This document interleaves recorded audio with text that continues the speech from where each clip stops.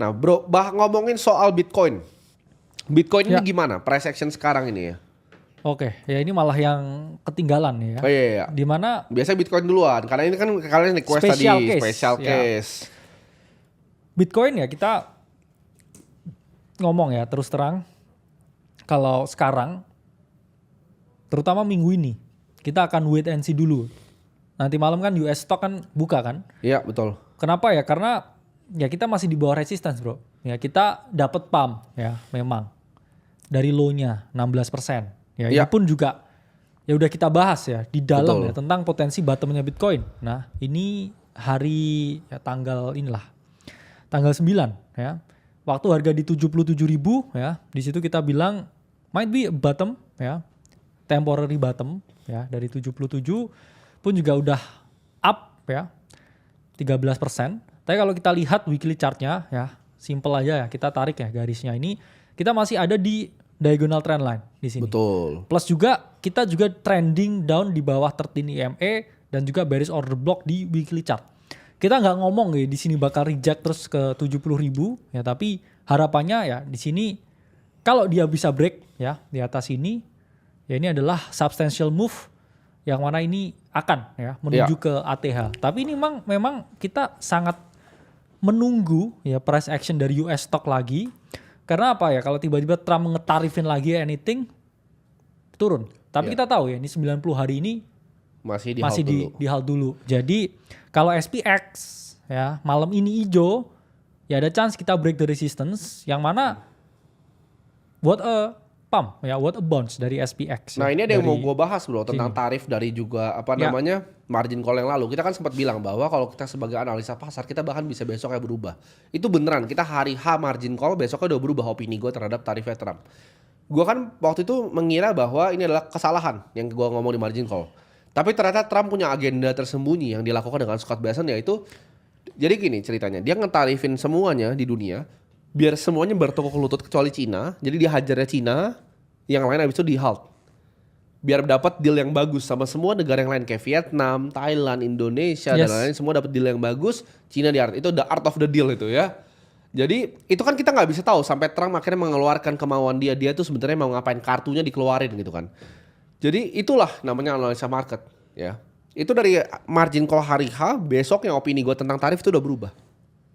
Ya. Karena memang berubah. Trumpnya juga baru info dan baru berubah.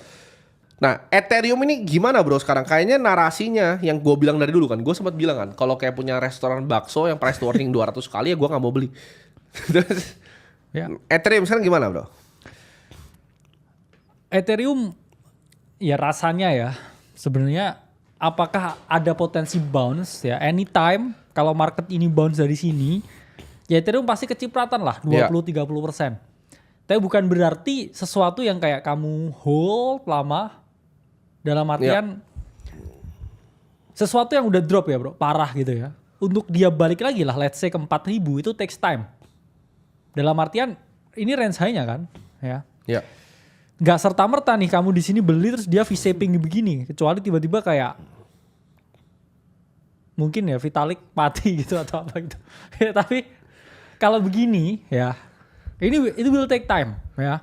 Mungkinkah begini juga ya dikasih DCB di sini terus tapi ini turun dulu lagi retest low-nya dan sampai cycle selanjutnya baru dia kalau ada katalis positif ya baru dia mengalami kenaikan. Jadi long term view ya kalau ini teknologi masih kepake ya sebenarnya masih bullish. Masih bullish. Tapi kalau price ya dalam jangka pendek ya mungkin ada potential relief bounce. Tapi bukan berarti sesuatu yang kayak ya kamu hold dalam waktu yang lama ya. Karena pasti relief bounce ketika Bitcoin ntar koreksi lagi dia juga pasti yang kepukul duluan. Ya. Jadi saran saya kalau untuk ya sekali lagi apa-apa yang mau diseriusin jangka panjang ya cuman Bitcoin sebenarnya. Oh, bukan istri. Udah seriusin. Udah seriusin. Udah. Jadi kemarin gini. Kan gue yang mata gue bintitan itu kan sebelumnya infeksi dan bengkakan. Gue ke dokter. Dokternya itu nanya gue tentang kayak beli-beli saham US. Dia tanya gue macam-macam bro. Gue bingung kenapa dia bisa tanya gue begini gitu loh. Padahal dia dokter. Bahkan teman gue sendiri yang PT bro.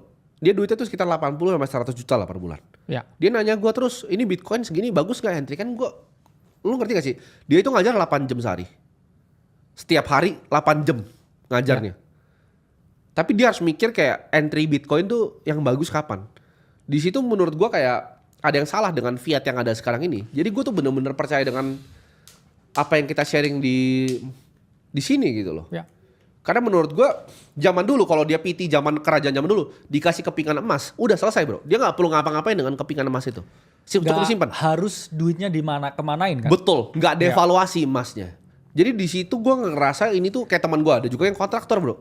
Nanya gue mulu ini bagusnya beli apa gitu. Kau katakan lu beli apa? Kontraktor kan? Iya. Kenapa nggak kontraktor zaman dulu? Gitu. Nah, coba kontraktor zaman dulu. Bisa bangun kuil raja gitu kan? Dikasih nih segepok nih emas nih. Udah kan habis itu. Iya. Dia tinggal di bawah bantal kan emasnya.